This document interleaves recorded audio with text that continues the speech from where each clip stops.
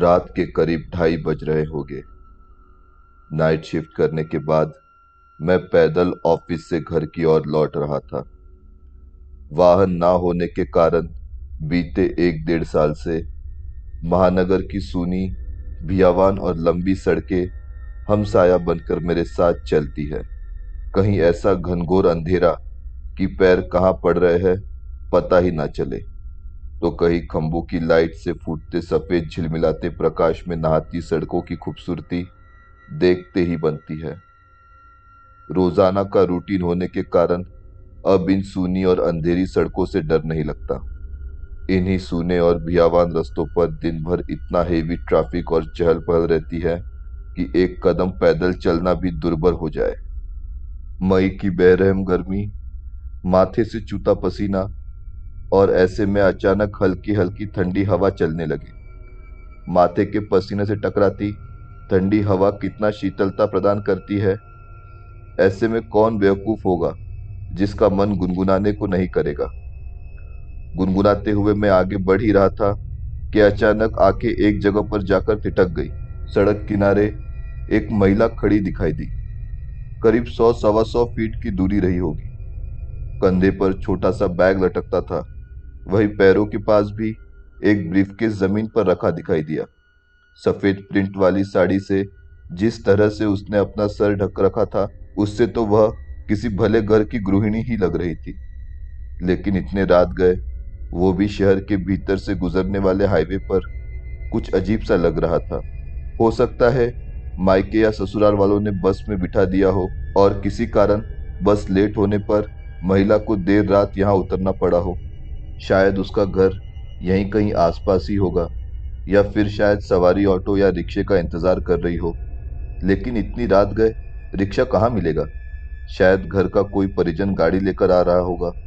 शायद शायद शायद सोचते हुए मैं उसके बहुत करीब आ गया। नजरों से नजरें टकराई, मगर वो जरा भी नहीं डरी। मेरी आंखों में बराबर देखते रही। भय का नामो निशान तक नहीं।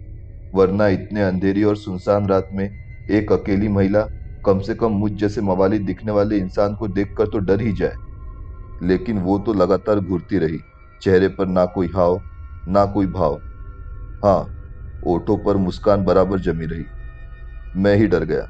मुझे ही नजर हटानी पड़ी, कहीं ऐसी वैसी तो नहीं। फिर एकदम से मैंने सिर झटक दिया। होगी कोई, मुझे क्या लेना देना। मैं तेजी से कदम बढ़ाता हुआ अनजान महिला को क्रॉस कर गया। अनजाने डर और शर्म के मारे मैंने फिर पलट के नहीं देखा। ना जाने वो क्या सोच बैठे। चलते चलते मैं दूर सड़क पर आ पहुंचा। अब वो सड़क और महिला पूरी तरह से ओझल हो चुकी थी। कहीं कोई भूत वूत तो नहीं। थोड़ी देर पहले भला लगने वाला रास्ता अब भयभीत करने लगा था। मैं जल्द से जल्द घर पहुंचना चाहता था, और इसी सोच में चाल में गजब की तेजी आ गई और मैं बड़े बड़े कदम डालने लगा। 500 मीटर चला ही था कि सामने का दृश्य देख अचानक मुंह से चीख सी निकल गई। वो महिला करीब 100 गज दूर मेरे सामने सड़क किनारे ठीक उसी ढंग से खड़ी दिखाई दी। कंधे पर बैग और जमीन पर ब्रीफकेस। मैंने सोचा, यह कब यहाँ आ गई। एक ही रास्ता तो है। ना कोई गाड़ी निकली और ना ही वह पैदल दौड़ते हुए मुझसे आगे निकली। मेरा पूरा शरीर डर के मारे पसीना पसीना हो गया। लगा कि आज की रात मेरी आखिरी रात है। वो भूतिया औरत कुछ देर में मुझे चबा चबा कर खा जाएगी। मैं बेतहाशा भागा, और वो औरत हर 500 मीटर पर कभी मेरे दाएं तो कभी मेरे बाएं खड़ी दिखाई देती। मैं भागे जा रहा था, इतनी तेज कि पता ही नहीं चला कि वो औरत कब पीछे रह गई। भागते रहा, भागते रहा, भागते रहा, और सीधे घर पर जाकर ही रुका। दिल जोर जोर से धड़क रहा था। घर के बाहर ही कुछ पल खड़ा रहकर अपने सांसों पर कंट्रोल किया। अगले दिन शाम करीब 5 बजे ऑफिस पहुंच गया। एक बुजुर्ग कर्मचारी को रात का सारा घटनाक्रम सुना डाला।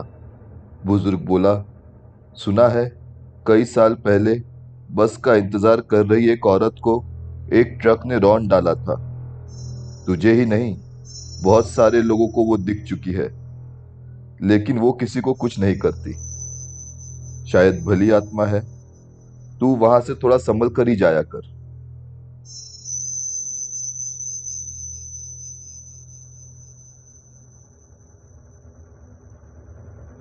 आपको ये कहानी पसंद आई है तो वीडियो को लाइक करें और चैनल को सब्सक्राइब करें। आपको हमारे नए वीडियो के नोटिफिकेशन मिलते रहे, इसलिए बेल आइकन को क्लिक करें। अगर आपके पास ऐसी कोई कहानी है तो डिस्क्रिप्शन पे दिए ईमेल आईडी पर हमें मेल भेजें।